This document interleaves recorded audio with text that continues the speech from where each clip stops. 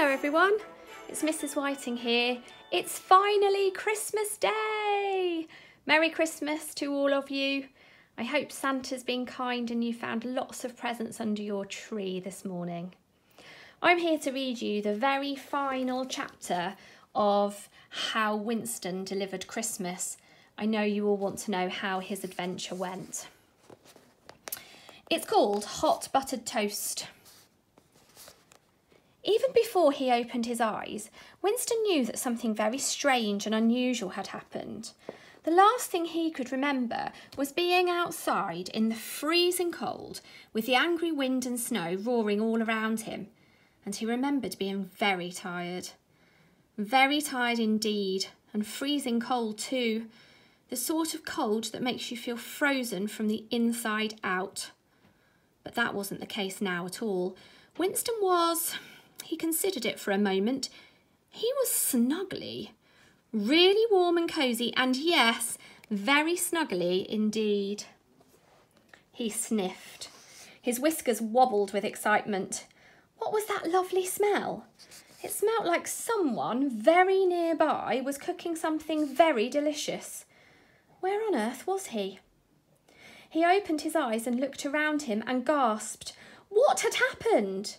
He wasn't outside on the street in a hidey hole, which was where he woke up most mornings. He was in a bed, a perfect little mouse-sized bed with soft flannel sheets, a thick blanket and two great big plump pillows. There was even a little patchwork quilt keeping him toasty. Winston wiggled his toes and looked around.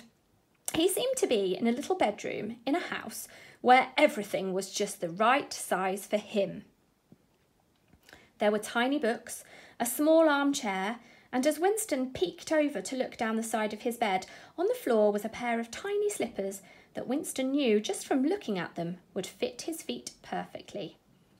What is this lovely place, he wondered? A house made just for a mouse. Was he still asleep? Was he dreaming? Then he heard a noise, a great stampede of thuds and whoops, of footsteps and voices. Human voices. Now be careful on the stairs, Oliver. What on earth has got you so giddy this morning? There were some very excited squeaking noises before Winston heard. What letter, Oliver? Oliver, thought Winston. Who was Oliver? Just then there was a rattling noise. It sounded like someone was right outside his room. Winston burrowed deep down beneath his bedclovers, so only his eyes were peeking out over the top of his blanket. He couldn't believe what he was seeing. The entire far wall of his room swung open and a little boy's face appeared. The little boy was in his pyjamas and his curly hair was sticking wildly up on end. His cheeks were bright pink and his eyes were sparkling with excitement. "Mum, Dad," he cried, "come and see. In the doll's house there's a mouse, a real mouse, fast asleep in the attic." There followed a great commotion as more faces joined the little boys to peer in at Winston. Two were grown-up faces and the other was a smaller face. All belonged to humans in pyjamas and dressing gowns, and everyone looked like they had jumped out of bed in a great hurry. "Goodness," said the grown-up face with a bristly moustache under his nose. "There is a mouse in the doll's house." "Father Christmas said in his letter that I would find a friend in the doll's house, and it's a mouse," squeaked the little boy. "What letter, Oliver?" said the other grown-up face. This one didn't have a moustache, but had its hair up in a headscarf. The other, very small face didn't say anything. She was too busy sucking on the sleeve of her nightie. The little boy quickly handed over a small sheet of paper. "This letter," he said, shivering with excitement. "It's from Father Christmas. I found it in my stocking this morning. Look." The two grown-ups read the letter, and as they did, their eyes grew bigger and bigger with astonishment. "Dear Oliver, thank you for your letter. I believe it had rather an exciting journey to get to me, but the important thing is that it found me in the end. I understand from your note that what you would like more than anything this Christmas is a friend, someone to go on adventures with. If you go downstairs and peek in at the attic bedroom of that lovely doll's house, you will find a little someone there waiting for you. He should be a very suitable friend for you. He's really good at adventuring. I should think he'll be fast asleep when you find him. He's had quite a tiring evening. Take great care of each other. I look forward to reading about all your adventures together in your letter next Christmas. Although maybe pop it in the post a bit earlier next year. With best Christmassy wishes, your friend, Father Christmas. Well, I never, Oliver, exclaimed the grown-up with the headscarf. A mouse! The little boy beamed.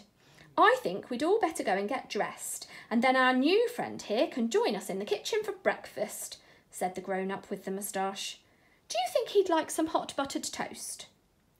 He does rather look like he could do with a good meal, said the other grown-up, smiling.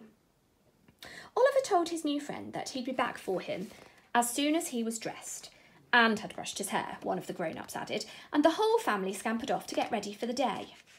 When he was quite alone, Winston sat up and blinked. He wasn't a street mouse any more. He had a warm home and, if the lovely smells were to be believed, a yummy breakfast, lunch and dinner ahead of him. He also had a friend called Oliver. How extraordinary! Something crinkled at the foot of his bed and Winston scrambled about in the blankets until he found what it was. A stocking! A little mouse-sized striped stocking, and in it was a tiny letter written in the smallest mouse-sized writing he'd ever seen. Dear Winston, thank you so much for delivering Oliver's letter to me. I can only imagine what sort of an evening you had trying to deliver it. It must have been very exciting, but dangerous too. What a kind and brave mouse you are.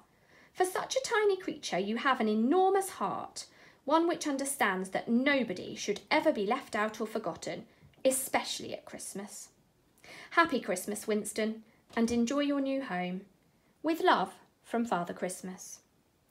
Winston folded the letter carefully and held it very close to his chest. Then he snuggled back down under the blankets, in his new bed, in his new house, in his new home.